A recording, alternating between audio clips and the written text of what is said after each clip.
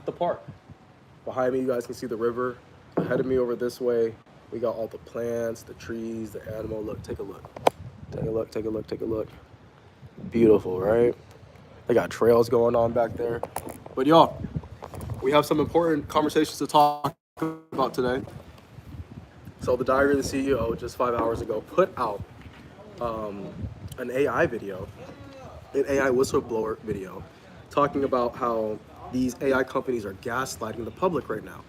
And I find it, as an Army veteran, someone that has a selfless service core value, to continue to show up for the American people, for people that live overseas, to kind of help you guys out and see like what type of systems are you actually implementing in your own thought process to decipher if this is true or if this is propaganda, right? Without show of doubt, we are currently at war right now. There is current propaganda going on right here, right now. And you have to be intelligent. You have to be smart enough to understand, right, these things that are happening. So in today's video, we're going to be talking about even AI, right? We have a bunch of large language models from OpenAI, ChatGPT, Elon Musk's Grok, right? Claude, Anthropics, and this was from a Japanese developer. So with Meta AI, they have, you know, those Meta glasses with the camera. These are a lot more discreet. These are a lot more like you're being in tune with the conversation with somebody, right? If you don't know who to talk to, you guys can actually translate the conversation from Spanish to English, from Japanese to English, so you can understand different cultures from around the world, right? What about, without being too invasive in that person's space, you know, like just being looked at a camera all day is kind of just like, what are you, already a cyborg? You know what I mean? So with that being said, you guys, I have about 8 questions.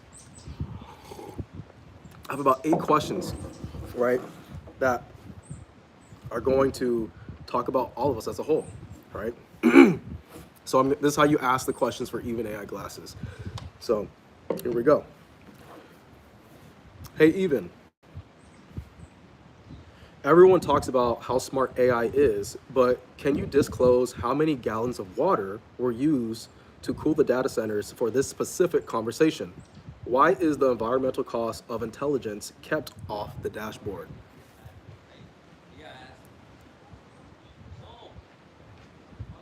So, as it's already typing out its answer, right, I already know, right, from just my personal experience, right, like whenever you start a company, right, I did Herbalife, right, I didn't tell people already, hey, I'm trying to get you to this workout so I can help you get on these products, so I can help you get a result.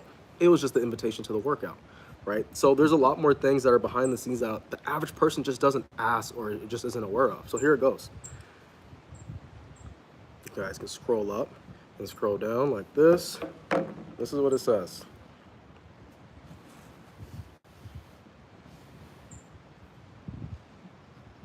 I lost it. Give me a second. Look. It's still typing out too. We were having some technical difficulties. Bear with me. This is my second week of having them, so I just want to make sure that I do this correctly.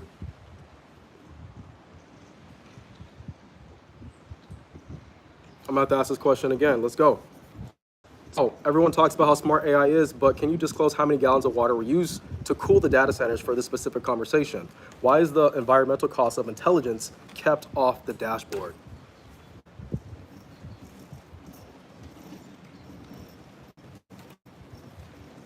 It says, I'm about to ask this question. Let's go. I'm ready. Please go ahead with your question. I'm gonna have to start this back from the top, you guys. My bad. Hold on. Hey, even. You know what it is? I'm outside right now, and the microphone is right here. And I don't know if you guys can hear the wind that's being picked up, but I'm gonna go ahead and cover my mouth just a little bit to see if that can help out with the receptor, right, with the receiver. Hey, even.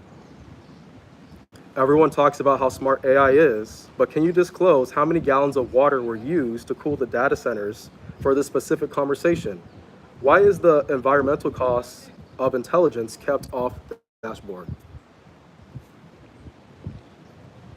And we got it, you guys. So like I said, as it's thinking, it's gonna do its thing.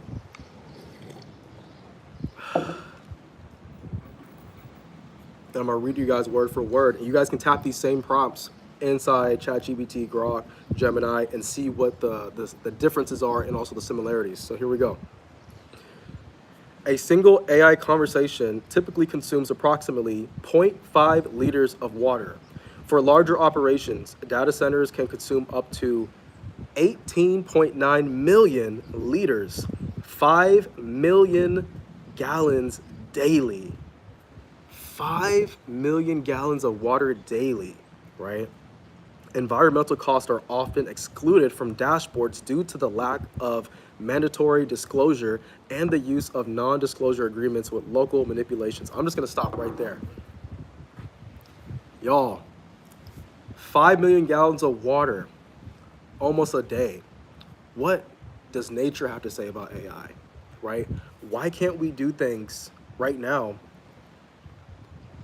with AI to benefit the world and to benefit humans, right? In a better light, in a better way. Because these conversations and these questions, right, that affect every single last one of us, right? 50 million gallons of water are consumed a day, right? Point 0.5 with a simple conversation like this, right? And I know for somebody that doesn't really understand how computers are made or how chips are made, but when you're doing them, right, and you're asking the questions and you're typing in things, it starts to overheat. When it starts to overheat, it can stop working, it can slow down. So you need water, right? You need a cooling system to cool down these chips, cool down these automated centers to help, right? But what does that say about our planet? What does that say about everything else? So I thought that was pretty interesting, right? Let me know what you guys know about that down below. Number 2, the human filter. All right, so here we go with the second question. Hey, Even, is it true that thousands of low-paid workers in developing nations have a manual label traumatic content so that I can have a safe experience? If AI is so advanced, why does it still require a digital underclass to function in?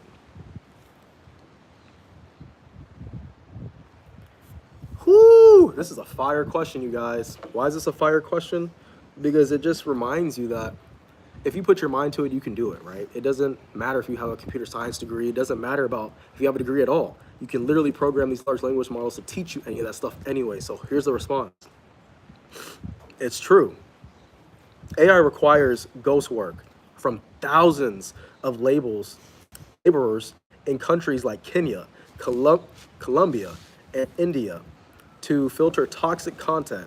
A 2005 survey of 76 workers in a global south reported 60 incidents of psychological harm, including PTSD and depression, from reviewing graphic material. Despite its perceived autonomy, AI relies on this digital underclass because machines learning cannot yet autonomously distinguish nuanced safety boundaries without human label examples. This labor remains largely invisible due to supply chain and non-disclosure agreements, allowing companies to scale rapidly while keeping the human and emotional costs off the official dashboards. Interesting. And this is why I love that one study that came out in Japan, because it talks about when people are stressed or people are like severe anxiety or PTSD or depression, right? They talk about how they will send you out to go walking so you can go see the green, you can go connect with nature, you can go hear the birds, you can go hear the ocean behind you. And it's a beautiful thing too, because it just reminds you at the same time, even though all these people, because being a computer science major, you're in front of a screen like 24/7, and having a personal training background and a health coach background, right? I realized that one, if my eyes are hurting because I'm looking at a screen, I need to cut the screen off for a little bit longer, right? So I can program my body to actually sleep at night. It's hard to sleep at night, right? It more than ever now, right? So now I got blue filter glasses. I know we've seen these before.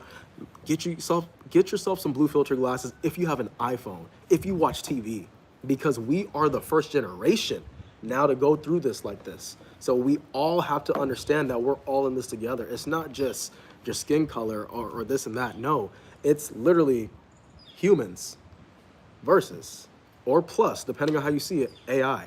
So that was a very interesting question, right?